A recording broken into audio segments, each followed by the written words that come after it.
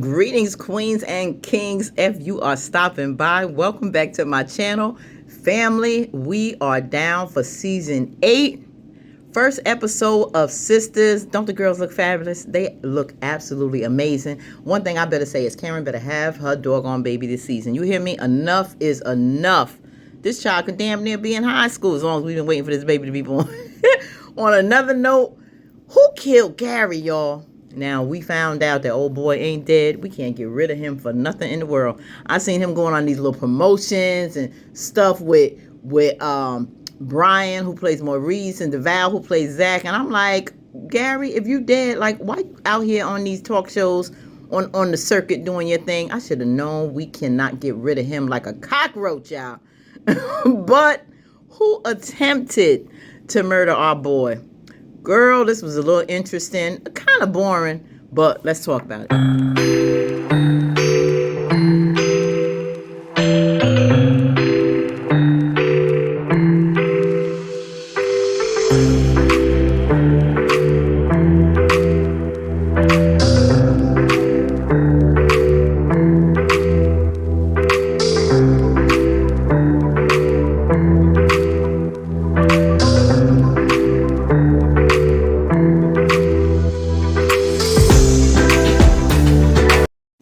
Now, they wasn't hitting on too much. You know, they was going through the whole interrogation thing. You know, Andy was acting like it wasn't nothing going on, like she was bored with this guy. He was basically disrespectful with everyone. I really wasn't feeling him or his partner. You know, the way they was getting really grimy. You coming at these girls. Yes, Andy has a motive. You know, he really wanted to bring that point up. Of course, Andy had her little flashbacks of, you know, why she probably should be wanting to take his life because of what he did and the threats he made with Jordan.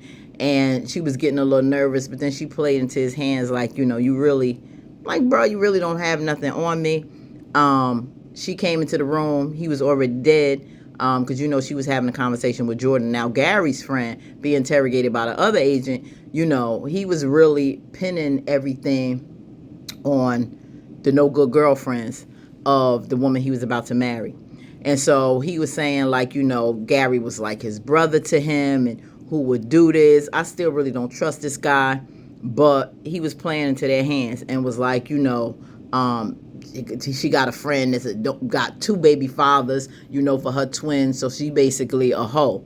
So next, they're going to come after Karen. And this guy was really making Karen, you know, Karen and lately had been my best person. But, you know, she's gotten better at the end of last season. Stuff getting cool with Zach and Fatima. So she's maturing. But he was coming real grimy, like, congratulations to your baby father. Oh, you got 2 of them. I'm like, bro, don't come at sis like that. That part she didn't deserve. Getting all into her business and I guess her motives of wanting to kill Gary. Now, one of the things I didn't know was that one of the investors in your hair products, Rags to Riches, that, you know, her and Pam evidently went to an agreement to partner up with this brand, that one of your investors, who was Aaron, is friends with Miss Marie, who was working with Gary, who Gary swindled out of some money at one time. I'm like, oh, wait a minute now, that's news to me. I didn't know Aaron had a connection with Miss Marie. Was that brought up in past seasons? Did I miss something? So I found that very interesting.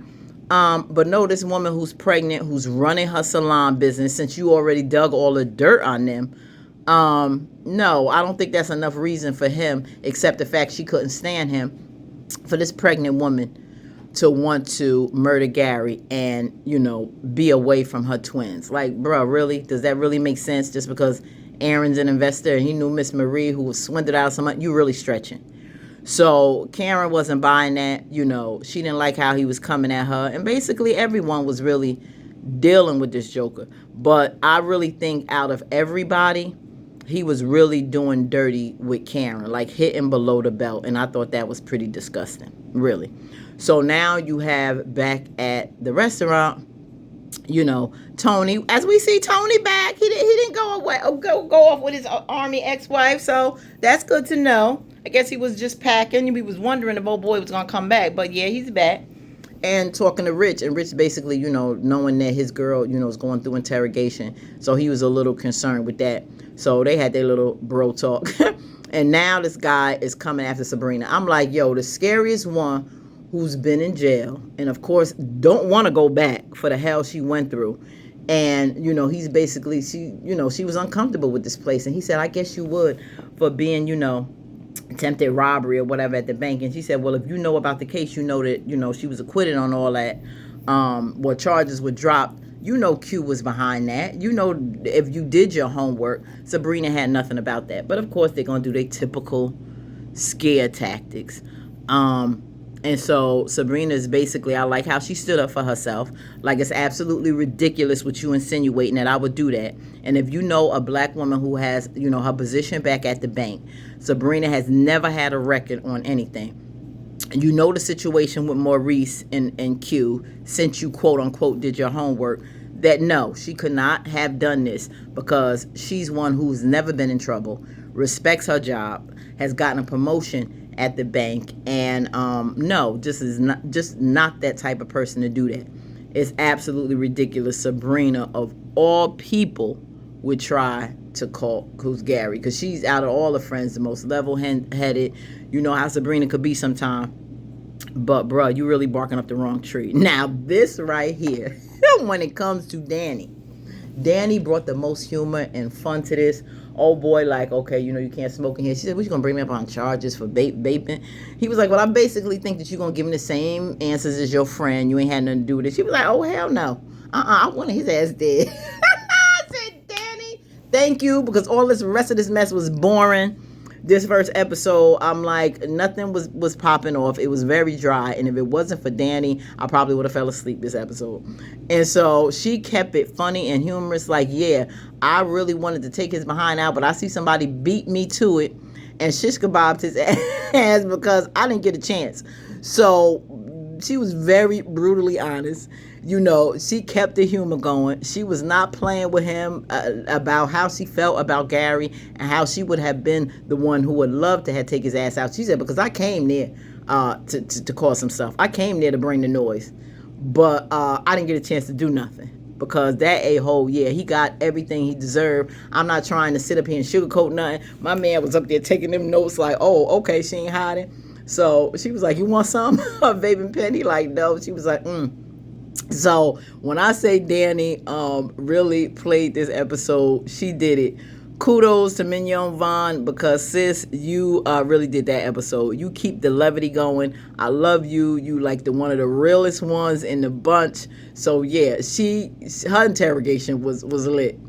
Now my man Zach. Now we know Zach got a record. Of course you want to come after him and be grounded. Oh, shout out to DeVal, y'all. He we know our brother already looked good, but when I tell you he looked like he had extra sauce, that leather outfit he got on with that shirt. I mean, DeVal, you are styling. Bruh, you looking good with the beard. I just gotta, yes. Kadeen girl, you blessed, sis. So yeah, they coming after Zach all crazy.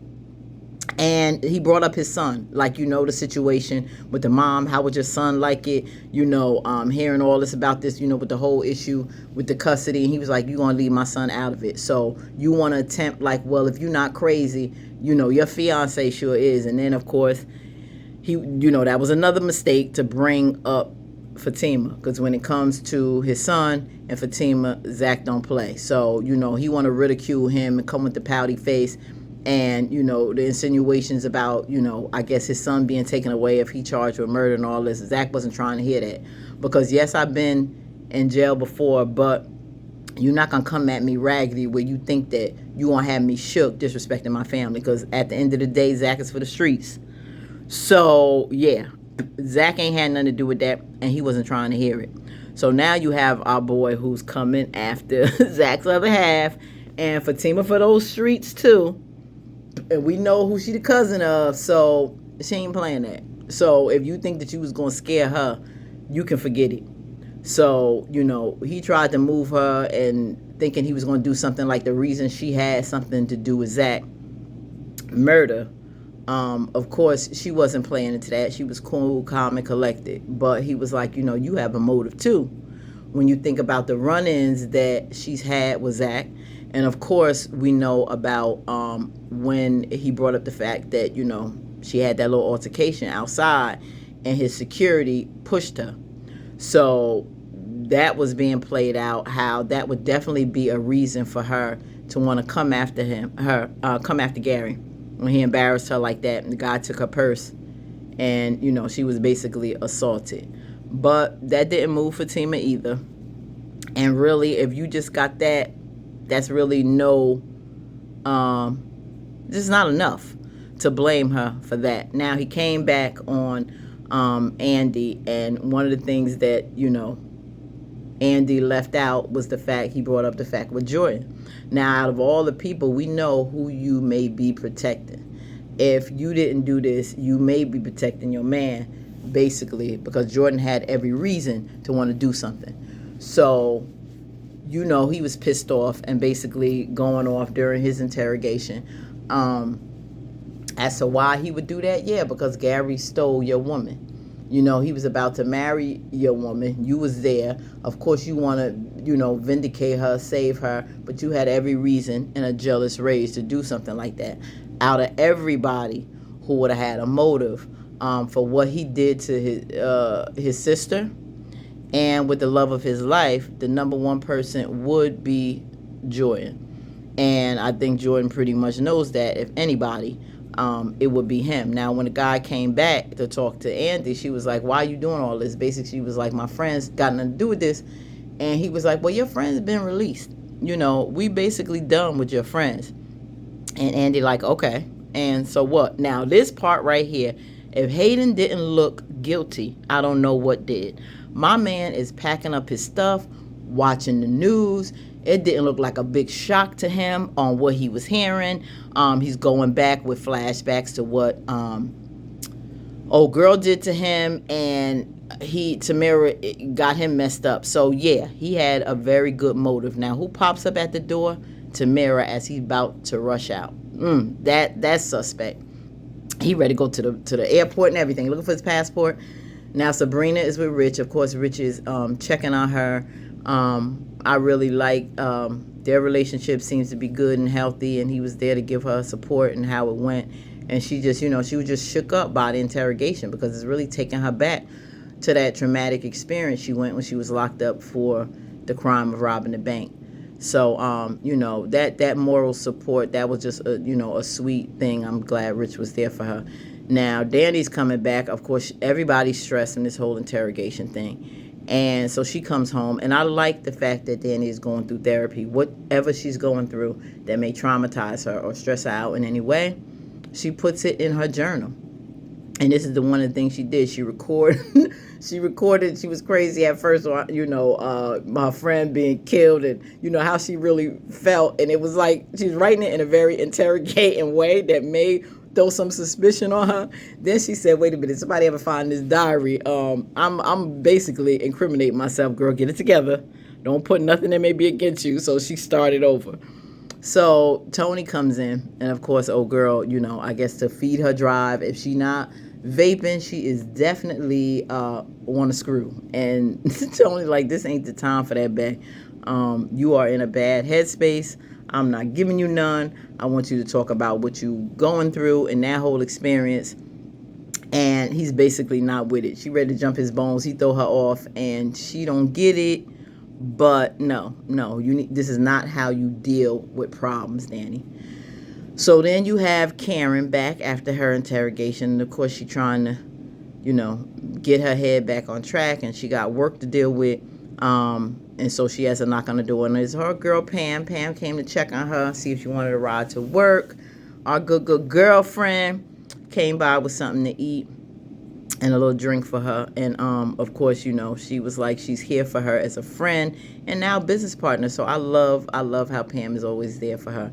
Now Zach and Fatima, they having a little chat, and evidently during the scene they had broke up. They separated. So Fatima is like, well, did you do it? And he looking like, did you do it? Because he looking at her. She looking like, well, you did leave for a while. She was like, yeah, but I ain't do no mess like that. So now they like, well, we got to get down to this together and do our own little investigation. So here you got Bonnie and Clyde now here trying to be courageous cat and Minute Mouse. And that's for the Gen X's.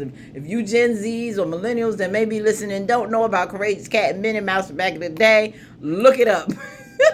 I'll go ask your mama, as Sherry Shepherd would say, because they trying to do a courageous cat and minute mouse thing and making sure they can find out who did it, and they're going to do their own investigation. Now, back at the hospital, Gary's friend comes to check on him, saying that he almost white lined, or whatever they call that in the hospital, blue flat line or whatever. But that hasn't been the case when they checked on him. This guy is still at it with Andy. But one of the things is, back at the hospital, we find out that, Gary is a tough cookie. He made it through. He made it. I guess maybe they got him a little stabilized, and he's not dead, y'all. He is not dead. I said, this joker. So who comes in at the station? Robin. Robin comes to save the day and playing Andy's lawyer, and said, basically he got it from there. We can leave. You ain't got no more to say to this guy. And I'm like, yo, Robin, where you been? So, y'all, did Robin stab Gary?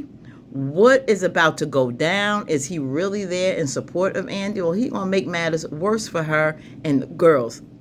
I don't know what the deal is, because it wasn't looking good for Andy and Robin's situation, with Gary trying to overthrow his business and all that before he left. So I really don't know the headspace that Robin is in, even though he looks like he's coming to save her. But is he? Because from the previews, it looking like it might be a little bit messy and not what it appears to be. So what did you think, family, on the first episode of Who Killed Gary? We shall see. Put your opinions in the descriptions. Until next week, peace. Remember, stay authentically you and live the life you deserve. Until next time.